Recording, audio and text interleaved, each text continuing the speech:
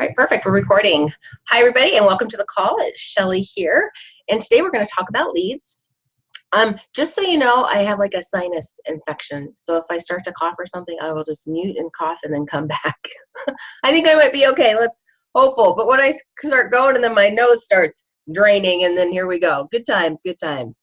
But thanks everybody for joining me tonight. Oh my gosh, I feel like I haven't talked or seen anybody on the Zoom here in so long because these Mondays were following on Christmas and then New Year's, and then we had a fantastic trip in Costa Rica last week with all of our trip achievers, and that was absolutely amazing. That was the first time I got to experience a wine shop at home incentive trip and had a wonderful, wonderful time. And now everybody is working towards Vienna, and we will do some Vienna training too at the beginning of February as we start into our second part of earning that trip. And I'm watching a lot of people wrap up Vienna. I know we had a couple more people today, and that's always exciting to see. And if you're, thinking, hey, I want to go to Vienna, start to kind of look at that if you didn't earn it in the first period and connect with your upline. And this call will actually even help you with that. And I always think about different training topics, and I get great ideas from people out there that want to hear fun and fantastic things. And leads right now are actually kind of hot because you guys did a lot, right? Or over the holiday season, I'm seeing people doing so many events and so many tastings, and you're just collecting all these leads. And sometimes I find, like, going into the new year, it's time to organize them if you weren't able to connect with them maybe after all those events that you did over the holiday season. And you don't want to have a pile of leads, like, lost in the corner somewhere. But we're going to talk about different ways you can work with leads, identifying leads, and then how your upline can help you with leads too, which is really important step of your business. So if you have any questions or anything, you can go ahead and put in the chat as always, or you can unmute yourself too if you need to. But let's get started. All right, got leads. So let's talk about leads. So prejudging, this is huge for leads. And I know that you have some leads, right? But you're always going to be meeting people. And so this is about maybe prejudging and looking at leads. And it's interesting because hindsight is always 20/20. And I like to talk about this sometimes after an event, because you start to look at how you're talking to people at events or who you're approaching. I think a lot of times people prejudge who they think is going to be interested in the business, and you hear this a lot. And it's kind of interesting because right before I went to Costa Rica, I actually had a friend reach out to me that I never in a million years would have thought wanted to do this. And I never even reached out to her. And sometimes I have to kind of hit myself in the head and go, oh my gosh, you have to practice what you preach. And the prejudging is, I find that we do it no matter what. And sometimes it's really hard to overcome because maybe you did, meet somebody at a tasting and you're thinking, I don't know, I don't really think they'd be interested in this. I'm not going to ask them if they want to join the business or if they want to have a tasting. And that's actually the worst thing you can do for your business. It's almost like self-sabotage. And we're going to talk about mindset too, but it was interesting. And this girl reached out to me, and I've been friends with her for, oh my gosh, almost 15 years. We actually met in birthing class of all places. And she lives in Carmel, and she's like, I don't know if it would do it well up here. And I'm like, are you kidding me? It would do fantastic up there. And she's never done anything like this before. So again, sometimes it's going back and like, who do you know? You have to retouch that list a lot of the time so you don't knock people off that you think would not be interested. So prejudging is never going to build your business, right? Where on the other hand, never prejudging people allows you to build your business. So your business is really built on leads and prospects. Even think about when you very first started. If you're new or if you've been doing this for 10 years, you started with a list, right? You were building that. So if you stop collecting leads or talking about your business will die off. This is truth. We're in sales, right? Our business is built on selling product to people, but also selling that business opportunity, selling that opportunity to get together and have a tasting with your friend. And it's really all built around that. So you have to really get into that mindset of not prejudging and asking everybody or talking about the business and really being excited about it too. And I found more people get afraid, I'm afraid to approach people, or I don't want to be pushy. And you hear these quite a bit of time. But I think what you have to say to yourself sometimes is, am I more afraid to talk to somebody, or am I more afraid to not make money and make this work? And I remember when I first started my business, I was so afraid to even talk in front of people that I had to learn how to get over it really quickly, because it was more important for me to have to make that income and make this work for my family than it was for me to be afraid. And it's kind of the same thing with leads. So we're constantly going to be talking to people, obviously, about our business and growing our business. But I want you to kind of get in that mindset of kind of getting over it. You're really offering people an opportunity, not just to have a fun tasting, but really to change their lives. I'm super passionate about this business and direct selling in general because I've seen it change so many people's lives. And I think when you get yourself in that space that you really are offering people something fantastic, you kind of get over that and you stop prejudging. It's kind of interesting. So what can happen if you prejudge? Well, I've seen this happen before where you may think this person doesn't want to do this, but they're sitting there and there might be at a tasting or they may have seen you at an event and you didn't ask them or approach them or talk to them about it. And they go online and they find a consultant that might want to talk to them about it. So sometimes you can lose leads to other consultants because you didn't kind of maybe step up or get over yourself and talk to them about the business opportunity or talk to them about a tasting. And I have seen that happen. So we want to make sure that that's not happening, right? That person that you've met them, for the first time, you're that person, that first contact, that they're going to end up having that tasting with you, or I'm signing up to join your team. So I've seen that happen, and I share that with you because I have had that happen to me, like way back in the early days of my business. And you're like, oh my gosh, I can't believe I lost this person because of me, because I was too afraid, or I didn't want to push them, or I prejudged and I didn't think that they would want to do this. So that's kind of interesting too. So kind of go with the theory of ice cream for everybody, right? So if you were to walk into a room and you've probably seen it done with cookies and chocolate or whatever, when you're there and you're at an event or you're there at a tasting, offering everybody not only the opportunity to host a tasting, but to join your team. And we have some great training on full service checkout, which I'll probably kind of redo here in the next month or so as well to kind of touch on that. But I like to think of it that way. I'm never going to walk into a room and not offer everybody something, right? Because to me, it's rude, right? You don't be rude. It's their job to say yes or no. It's your job to just ask them and to be able to put it out there. So prejudging needs to kind of like not be existent here with Wine Shop at Home. Your goal is to grow your business, and then in turn it grows the whole company's business, and then you're helping other people have a fantastic option and resource for their families too. So sometimes when you don't make it about you, you make it about the other person. You'll strive and you'll get over that prejudging as well. So mindset, and talked about a little bit about this. There's obviously different types of leads, right? So you have people that you meet that want to do tastings. Yes, absolutely. It's kind of that intro step.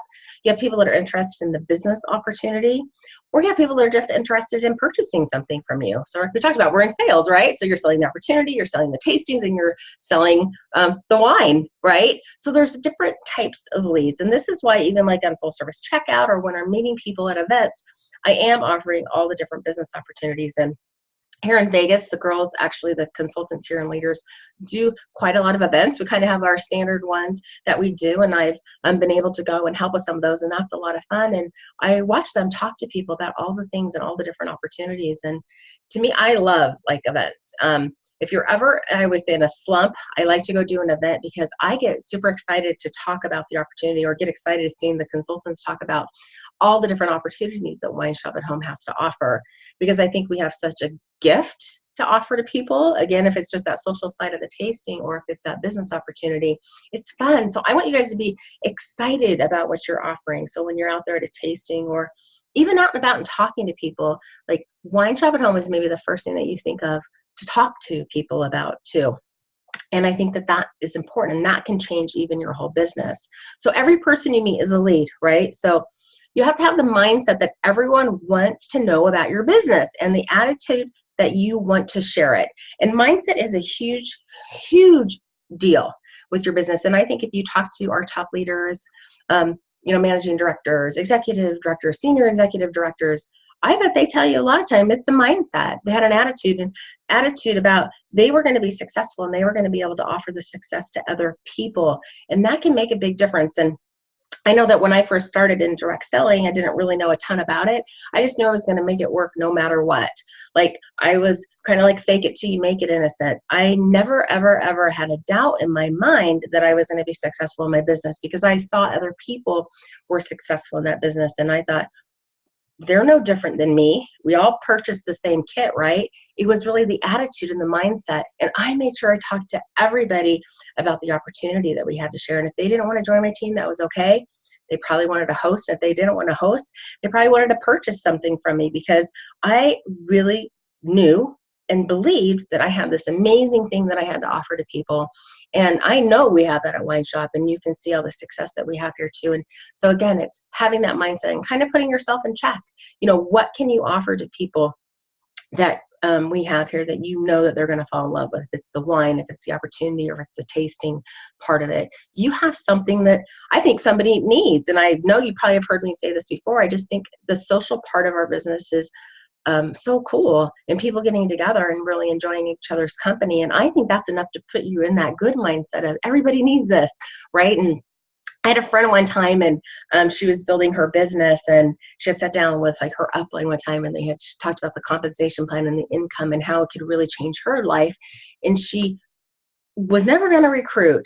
And for some reason, those dots really connected, and she thought, oh my gosh, I can really help people with this. And she was hilarious, because she would go out and she would see women in cars, and she would be like rolling down her window going, oh my gosh, I have to share this with you. She would get so excited because she had such a belief in what she was doing. And that is what we have here. And I think that's really exciting. So I like to talk about attitude and mindset, because it's so, so important. And having that positive outlook in what you can give, not only to yourself and your family, but to other people. And I think if everybody kind of had that positive mindset and that awesome energy and just wanting to share and talk about WineShop all the time, think about how that could explode your business and even your team's business. Think about it. We all had that kind of that culture of, not team building, but culture of tastings. And we have such a good base of that. And I just see us being able to have even more of that and being able to explode and talk about that to everybody. So it's really exciting. So I call it intentional business building. Right, and you're doing this obviously through collecting these leads, being purposeful in what your business is. It's not just like, well, I'm out today and, maybe I'll, talk about my business. It's really being intentional, going out there and saying, hey, you know what, this is what I'm doing, and I want to share with you what I have to offer. It's when you do go to the Starbucks and you talk to, the girl at the window or the barista or whatever, and giving them information, at least giving them your card or talking about the business opportunity that you have, or, man, you're such a great, you have such a great attitude. I love talking to you. And I know it's crazy, but I've recruited a lot of baristas through Starbucks because they're always so nice and friendly. And I have a hard time saying, hey, you know what? I think you should totally check this out. And I remember one time I recruited, she was a barista at Starbucks, and I used to go in all the time. It was a grocery store one, and she ended up signing up. She needed additional income and becoming a leader with the company I was with, just because I shared it with her and because I was excited. And I saw that, I thought, man, this girl could be absolutely fantastic, and I wanted to point that out to her. So intentional business building can make all the difference actually in what you're doing. It can actually change your whole business.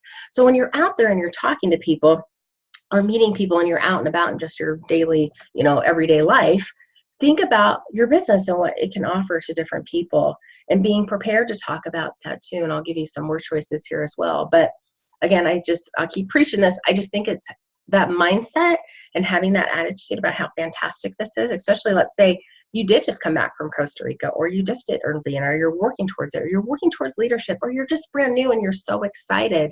You are going to be able to have so many people out there that you can talk to about how WineShop, what WineShop means to you, but how it can actually maybe help them, right? Or give them something that they don't have, or they're missing, or they just want to be a part of the fun and share, and they just love wine, right? So many people love our business for so many different reasons, but I just want you to kind of have that positive outlook, have that mindset, this is the best thing in the whole entire world, and you just have to share it with everybody. And so I'm going to use the Instant Pot. Is Margie on this call? Okay, everybody in this Instant Pot.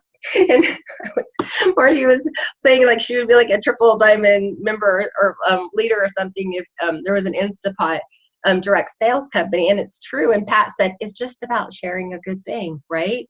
And how excited. And I have an Instant Pot, and I used it last night for the very first time. I almost called Margie and said, oh my gosh, we made this roast and it was the best thing ever. So exciting. And it's not like the Instant Pot is a new thing. Pressure cookers have been around forever, but it's fantastic. And it's just was such a silly analogy. And I was laughing. And when Pat said, it's just about sharing a good thing. And I'm like, and we have wine. Like, what's better than wine? So just kind of funny. And it's just about sharing a thing, like a good movie. So it's just about saying, why do I love this? Why do I want to share it? And how and why do I think people could benefit from it? And I think when you kind of turn that switch on in your head, if you haven't already, it will make such a difference in your business. It's just really being excited what you have to offer to this business and sharing that with all the people that you meet along the way. Let's talk a little bit more about, obviously, leads, a little bit more deeper here. So how many people did you talk to over the holiday season? There were probably hundreds, right?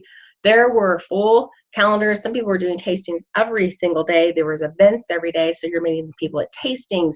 You're meeting people at events, not just work-related events like the craft fairs or vendor shows you do, but non-work related.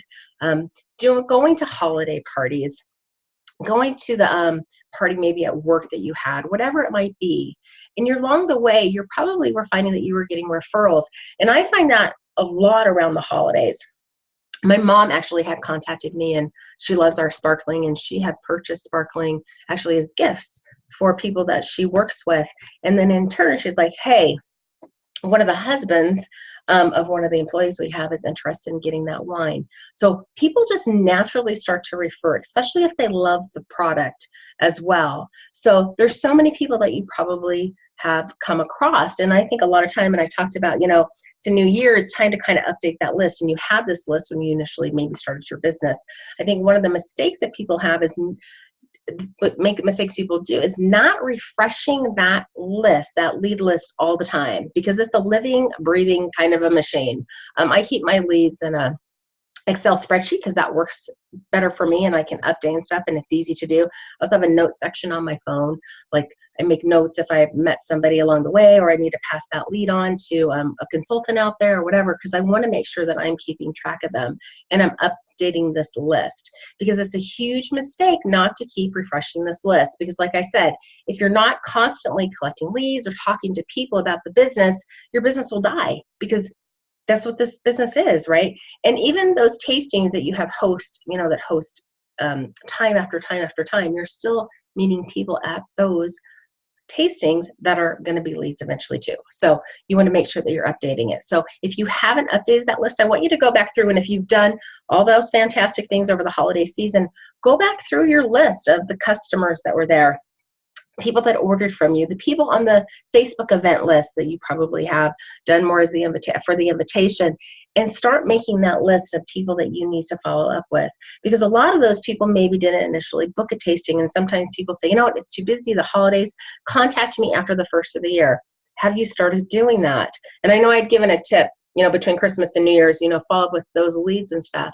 But it's crazy, people are traveling and stuff. So if you haven't done that, you want to revisit that list of the people that you made over the holiday season and start reaching out to them. And it's as simple as saying, it was so fantastic to meet you.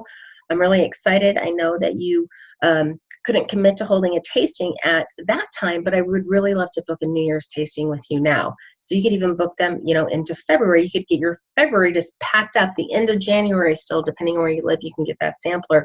So there's still a lot of work that even can be done for January too. So I want to make sure that you're going through and you're updating that contact list, and then getting in the habit of touching that contact list monthly, updating it, making notes next to it so you don't forget about somebody. Because it's interesting, a lot of times somebody will say, oh my gosh, I met this lady at a tasting like 2 months ago, and I totally forgot to follow up with her. She was interested in the business and she just sent me an email. That was luck, because they forgot. But your job is to be reaching out to them. This is your business, right? You take ownership of it. You're following up with those leads, and you're connecting with them so you don't basically miss out on an opportunity. Because like I said, they want to do bad enough and you're not connecting with them, they're going to find somebody that will too. So we talked about a list of 100, and this is something that we probably consistently talk about, building that list. So this is, again, going back and revisiting. You have people on that list maybe you haven't followed up with in a long time. You're adding those new people that you've met over the holiday season, people that you need to follow up here maybe in the next month or two. So look at that list, and really a list of 100 is not that difficult. If you have been in this business for a while, your lead list is probably well into the 200s, and it'll be constantly a growing list, right? Because some people will do it. Some people will say, not right now. Some people say, contact me later. Some people will say, you know what, I'm never going to do it. Just cross me off your list. And this is why it's a ever breathing contest list that you're going to have.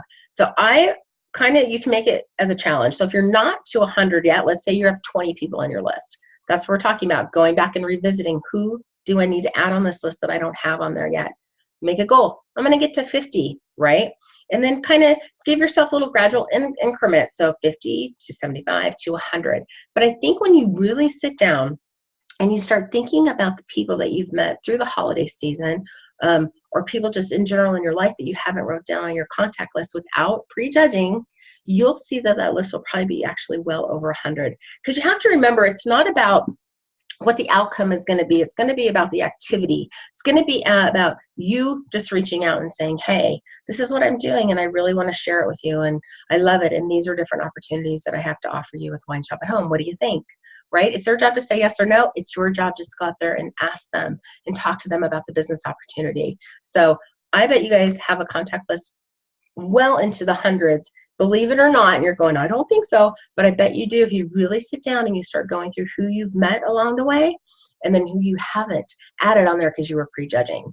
So before we get off this call, as I'm going through a couple other slides, just start thinking, what are 10 more people I can add on that list that I haven't? And it's really funny because I'll sit down and I'll go, oh my gosh, I didn't add this person, or I didn't add this person, or, and like I said, I keep notes on my phone and stuff, and I'm like, oh my gosh, I forgot to add this person. So think about that as we're kind of going through 10 more people that you can add on that list right now that you can actually even reach out to here in the next 24 to 48 hours. Good times. And you're going to add more each day, obviously. So where do you find them? Everywhere. And I talked about, you're out and about, you're going to get coffee, you're going shopping, you're going to a networking event if you're part of a networking group. Maybe you're part of Weight Watchers group, right? You're meeting people everywhere. Yes, people that are losing weight still will drink some wine. So all different things. Or if you're going to the gym and you're doing exercise class or whatever, we have a community rec center here, and we'll go up there and the kids are, playing pool or they're playing ping pong or whatever. And there's always moms up there. There's like a moms group that I have here locally too, community Facebook group that people connect on and share what they're doing. So again, really think about, where are you at in your day? What daily activities are you doing? Where is it that you're meeting people? And sometimes you have to be purposeful. So we talked about, that intentionalness of really building your business. If you are used to, driving through somewhere, maybe you want to go in. I know can be more inconvenient at times, but it can make a difference. Or, instead of dropping your child off in the turnaround, part, we have those here. We have to drive through and you drop your kid off, walk your kid into school. This was always like a great opportunity to meet moms or talk to other moms out there, or dads to go to the PTA. I joined the PTA, obviously to support my daughter, but to meet people too. Sometimes it's intentional. I want to be able to touch people and meet people different ways. And you're able then to be even introduced to doing some kind of fundraiser events. I found that at at my daughter's school too. They needed some fundraising events, and I was able to help them with that. So many different opportunities when you start to really kind of sit down and think, okay, how can I meet new people? Because that's a lot of things. You'll see people say, oh my gosh, I only have, 2 tastings on my calendar, which is complete panic mode, right? How am I going to get more tastings? And this is sometimes where you have to kind of sit down with yourself and your lead list and go, okay, this is what I need to do, and I got to build that contact list back up. And this is such a great time of the year to kind of revisit that and touch on that too. Best practices. This is important because I find too, right now, especially with the way that people are communicating and finding people, you kind of have to be able to check all different areas that people may be reaching out to you. I actually get messages via Facebook a lot of time, people about the business opportunity. It's very interesting now that we do those monthly business opportunities. It's so great. I had a girl contact me over the weekend. She watched the business opportunity that she was invited to by a consultant. It was fantastic. And she just had some other questions and wanted to ask some questions for me. And she's connected with the girl that invited her to the business opportunity. She's going to sign up. And I thought, what a great resource that they're like, oh my gosh, we can, WineShop at Home, they can Google it or whatever, that business opportunity comes up and contact information is there. And people are able to ask questions direct, and I'm able to help them find that person that introduced them to Wine Shop at Home. So I really love doing that. And I found that it was really important that I made sure that I was checking social media messages, that I was checking my email, because leads are going to come through all different kinds of ways. I know that people have your websites, right? Because you're sharing your websites. You have your business cards out there, and people will contact you. And make sure you're checking your spam. I have found forever leads in spam because they might not be in your contact information area, but they will reach out to you. They're going to go into your spam. So make sure you're checking that. And this is just a simple step, but I have found that people lose it. And when Facebook used to have that other box, oh, that was a craziness. That doesn't happen anymore. But you want to make sure that you're checking things. And the best practice you can do when you get a lead is follow up within minutes. You may get leads from the company too. Marlene shares leads out there with everybody, which is nice, or with leaders out there. And it is all about really following up with them in minutes. And I tell you, if I have seen a lead come in, or I'm working a lead with a consultant, I'm like on it like this, because intentionally, right, building that business. But if they don't hear from you, they may find someone else that's gonna contact them faster. So you really want to be on top of it. And I get this question a lot: how do you contact people? I am kind of like everything. I usually will send them an email, and in that email, I tell them I'm going to call them. I usually will leave them a voicemail, and I'll say, hey, I'm going to text you, and I also let you an email. And in the text, I say, hey, I left you a voicemail. Because a lot of times people don't check their voicemails. I don't know the best way to communicate with them if they haven't told me, right? It could maybe be a blind lead that you've met on social media. And if I have that contact information, that text, phone, email, whatever it might be, I will contact them all three ways. And I'll tell you what, if they contact me through, I don't know, just an email, but they don't give me a lot of information beyond their email address, I will find them on Facebook.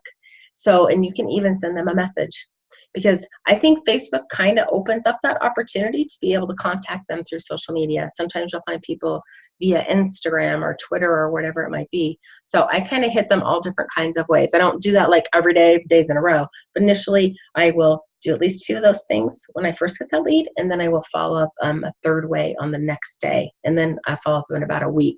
So that's a common question I get. And then another common question I get is, how often do you contact them, or how many attempts? A huge mistake that I see people make is they contact them once and then that's it.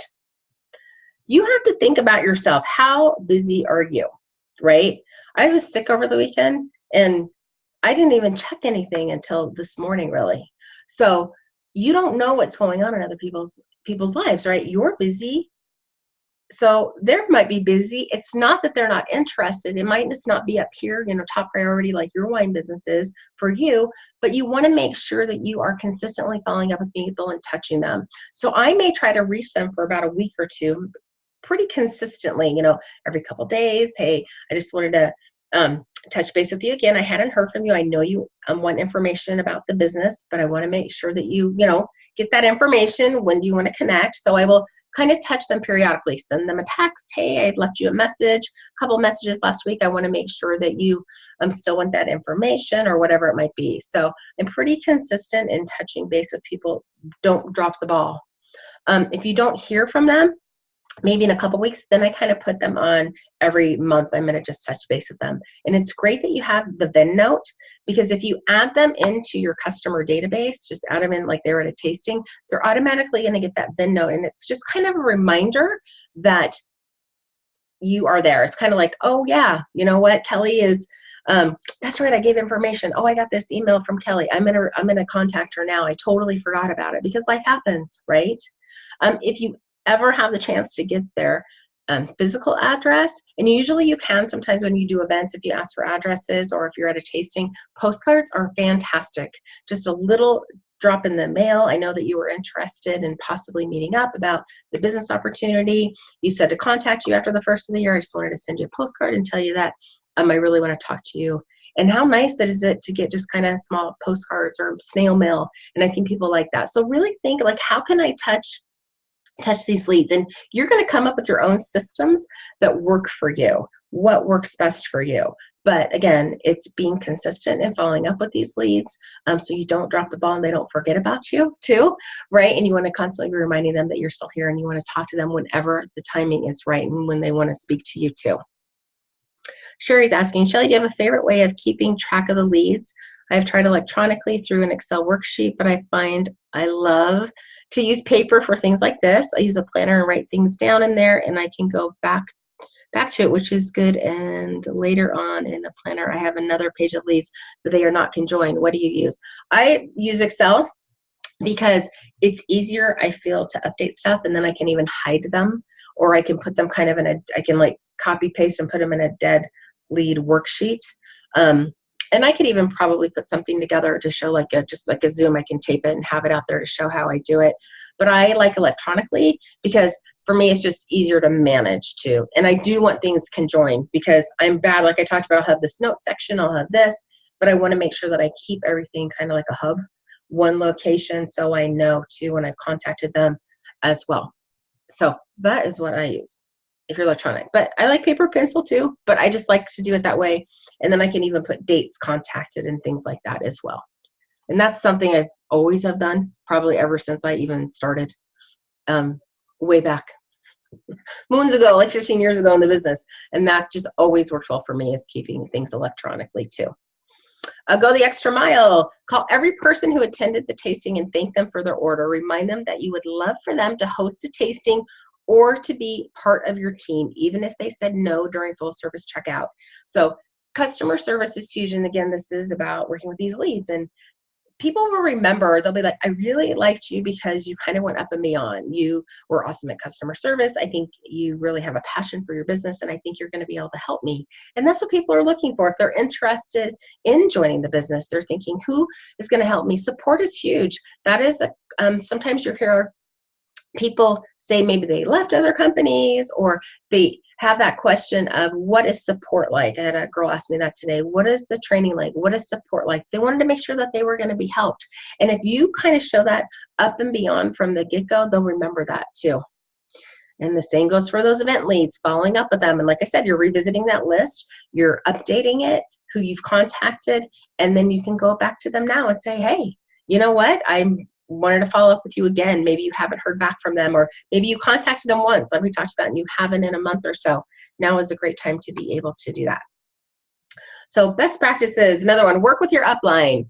You do not have to know it all. Now this was, I tell you, and you probably have heard me talk about this before, it was probably the most important thing that I learned as a new consultant. When I very first started in the business, I was completely clueless. And my upline was like, I'm just basically going to hold your hand. And I connected myself to her like a piece of Velcro for like forever, pretty much, but for 3 months, because she was going to help me. And I didn't know how to follow up with leads. I didn't understand what that meant. I just knew that I was going to go out there and I was going to do these home parties and I was going to make money. And then I learned all the valuable lessons of, oh, I have to keep booking parties. Oh, I have to keep talking to people about the business. And she really helped me. And we would do like 3-way calls together. We would get together. She would talk to people, even from a tasting perspective. So if I needed, I had somebody and they were a lead and they wanted to do a party, she would help me. She would talk to them.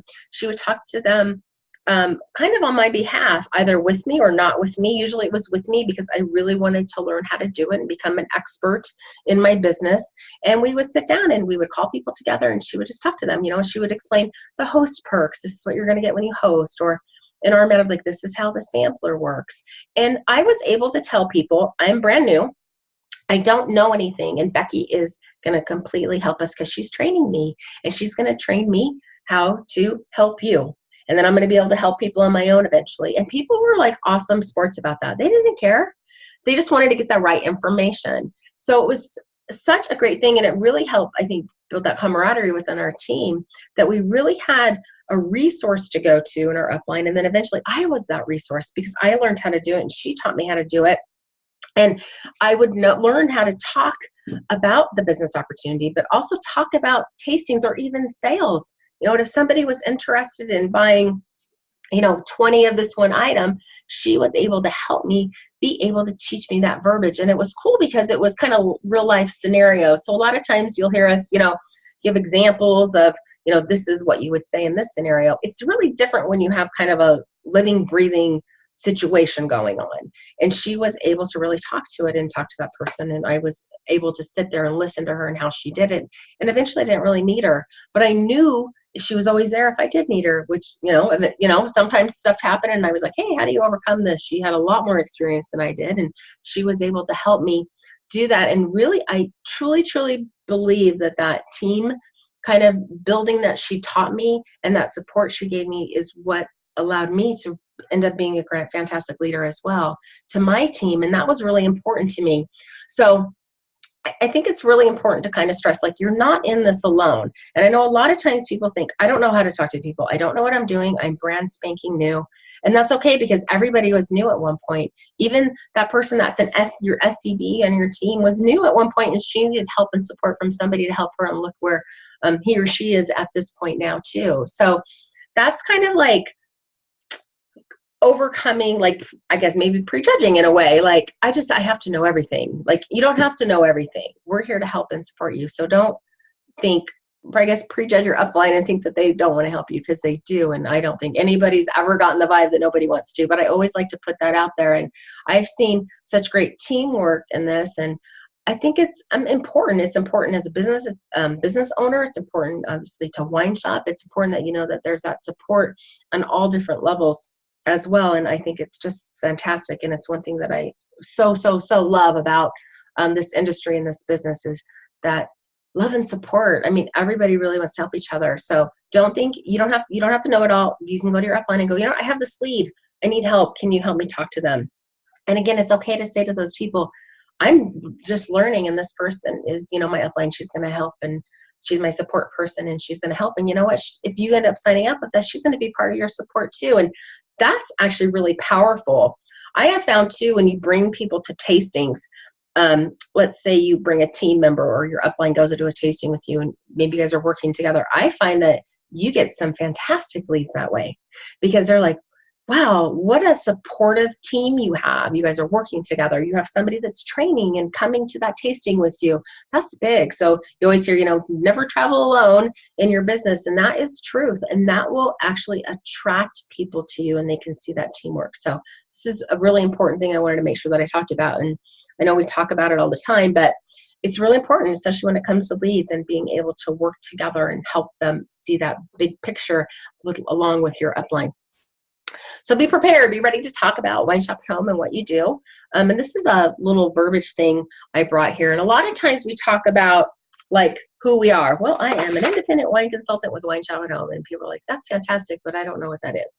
Or I am a, managing director with WineShop at Home. That's fantastic. People don't understand titles in this business. They just know that they want their wine, right? They want to hear what you do. So I bring the vineyard to your home. I have the opportunity to experience delicious wines from all over the world and share them with your friends. They taste them, love them, buy them, and you are rewarded with some great host perks. It's so fun, and you and your friends would love it. So it's me more painting a picture. And this is going to be your word choices, right? You're going to think about how can I say this versus just saying, oh yeah, I'm an independent wine consultant. Paint a picture for what you do. And this is important, obviously, in doing the tasting, right? If you're doing like your power statement and opening, talking about that, but also when you're meeting people at events or out and about, or you run into somebody that doesn't, quite know what you do, and you're going to talk to them about what it is, and you can paint that picture, and they're going to go, oh, wow, that sounds pretty fantastic. I want to do that. We want to get them to the place of, I have to do that. Like, I totally need this, right? And when you talk about, I bring the vineyard into your home, I mean, I don't know what else. That sounds pretty exciting. That's really cool. I love to wine taste. Tell me more. So we want people excited about that. And a lot of times it comes with your word choices. Absolutely. Keep materials on hand to be able to exchange info with them. Make sure you have business cards with you. I keep a notebook to exchange information with people. They're going to get my business card when I get their information. So I usually say, yeah, let's exchange information. So I hand them the notebook and then my card, and then, they can hand me, or I have the notebook, I'm sorry, and I ask them for their information, and then I can write it down, because then at least you have their information too. So the goal is to set up a time to talk face-to-face or schedule a tasting. And if you can't, your upline can do it on your behalf, like we talked about. And that is it. So I wanted to finish with a quote here by Martin Luther King Jr., because it's Martin Luther King Day. If you can't fly, then run. If you can't run, then walk. If you can't walk, then crawl. But by all means, keep moving and keep building that lead list. because that is going to be a huge, important part of your business. So does anybody have any questions? More chats? Sherry's good. Is that it, guys? And everybody's muted. You can unmute. Questions? No, we're good? All right, that's it. How do we do today on time? Okay, we're good. Oh, I have one chat. Let's double check. Thank you, thank you. You're very welcome, everybody. All right, have a fantastic evening, everybody, and we will talk to you next week. Bye, everybody.